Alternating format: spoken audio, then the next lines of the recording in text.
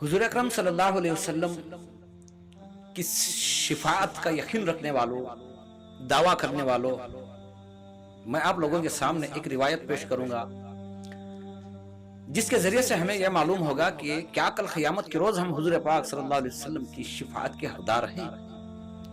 एक मर्तबा आप सल्लल्लाहु अलैहि वसल्लम का गुजर हो रहा था, कुछ बच्चे खेल रहे थे।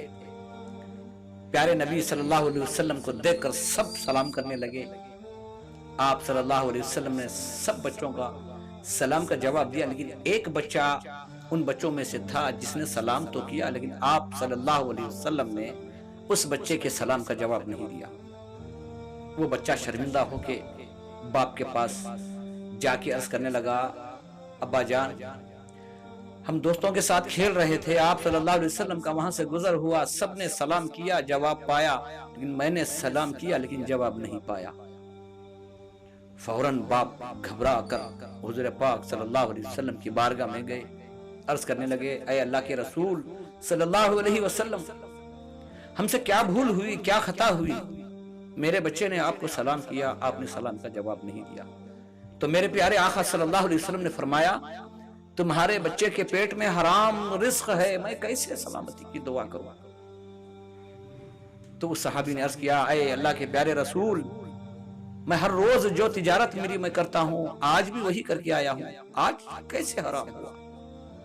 आप सल्लल्लाहु अलैहि वसल्लम ने फरमाया, जाओ जरा घर का जायजा तो लो। तो सहाबी पहुंचे, बीवी से अर्ज करने लगे, बताओ तो सही आज क्या ऐसा मामला पेश आया है जिससे हुजूर अकरम सल्लल्लाहु अलैहि वसल्लम ने फरमाया है कि हमारे बच्चे के पेट में हराम ग़िज़ा है। बीवी ने कहा, ऐसा तो कुछ मामला पेश नहीं आया। सहाबी ने कहा, सब कुछ हो सकता है, लेकिन मेरे प्यारे आका सल्लल्लाहु अलैहि वसल्लम की ज़ुबान मुबारक से निकले हुए अल्फाज गलत नहीं हो सकते, जरा गौर करके देख। तो बीवी ने कहा, हाँ, एक मामला जरूर पेश आया है। जब हमारे घर की लकड़ियां नहीं जल रही थी तो मैंने देखा कि बाजू के घर की लकड़ियां सूखी थी।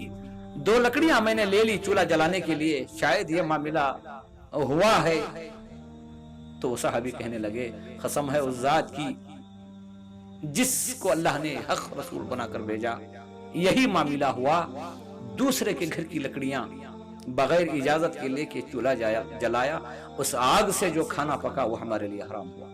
मेरे भाइयों, जरा हर इंसान, हर मुसलमान, हर वो उम्मती जो ये दावा करता है कि मैं रसूल पाक सल्लल्लाहु अलैहि वसल्लम का उम्मती हूं, तो अपनी जिंदगियों में जरा गौर करके देखें, क्या हमारी ग़िज़ाएं हलाल हैं?